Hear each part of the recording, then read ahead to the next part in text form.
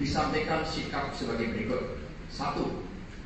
PDI Perjuangan menilai bahwa para hakim MK tidak membuka ruang terhadap keadilan yang hakiki, merupakan kaidah etika dan moral, sehingga MK semakin melegalkan Indonesia sebagai negara kekuasaan. Konsekuensinya, Indonesia masuk dalam kegelapan demokrasi yang semakin melegalkan pekerjaannya otoritarian demokrasi melalui penyalahgunaan kekuasaan.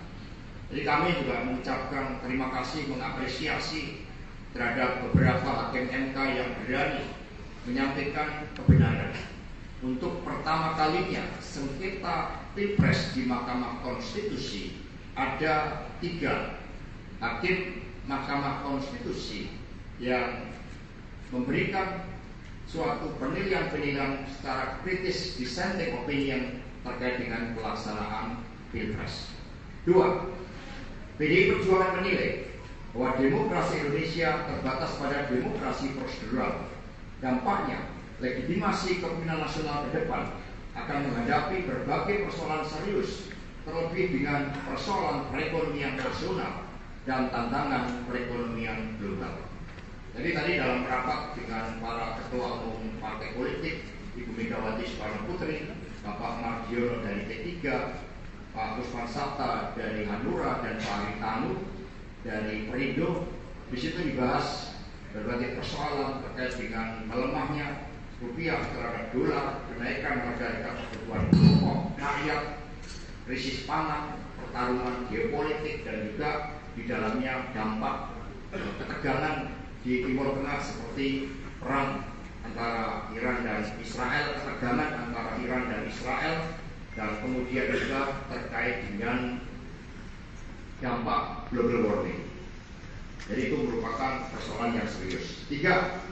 PDI Perjuangan mengkhawatirkan bahwa berbagai praktek kecurangan pemilu presiden 2024 secara TSN, termasuk penggunaan sumber daya negara dan instrumen negara, akan semakin mewarnai pelaksanaan pemilu ke depan, mengingat berbagai kecurangan pemilu presiden tahun 2024 yang dibiarkan akan cenderung diterapkan kembali dengan tingkat kerusakan terhadap nilai-nilai demokrasi yang semakin besar dan mematikan prinsip kedaulatan rakyat di dalam menentukan pemimpin.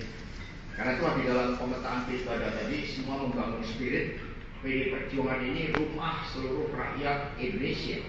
Di dalam proses menjadi pemimpin, kami tidak memilih seseorang itu dari aspek keluarganya, dari aspek kekayaannya, tetapi bagaimana komitmen ideologisnya di dalam menyelesaikan masalah rakyat, bangsa, dan negara.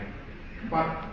Meskipun MK gagal di dalam menjalankan fungsinya sebagai benteng konstitusi dan benteng demokrasi, namun mengingat sifat keputusannya yang bersifat final dan mengikat, maka PDI Perjuangan menghormati keputusan MK dan akan terus berjuang di dalam menjaga konstitusi, memperjuangkan demokrasi, pelaksanaan pemilu yang demokratis, jujur, dan adil, serta berjuang untuk menggunakan setiap ruang hukum termasuk melalui PT UN.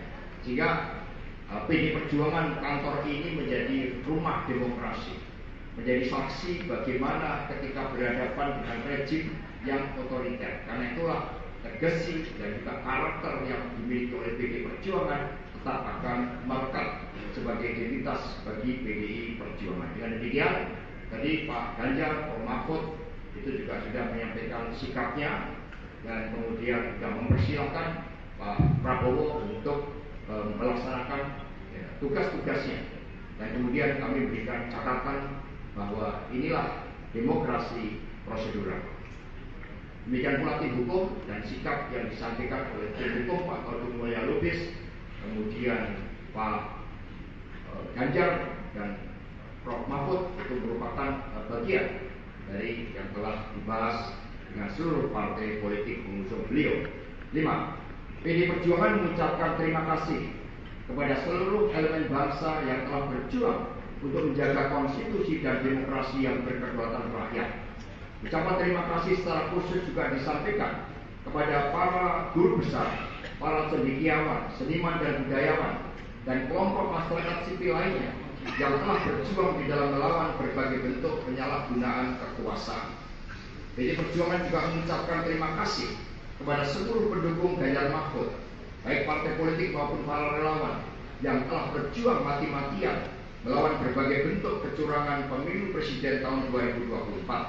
Percayalah bahwa keputusan Hakim MK yang menolak seluruh dalil gugatan akan dicatat dalam sejarah dan keputusan tersebut harus dipertanggungjawabkan terhadap masa depan.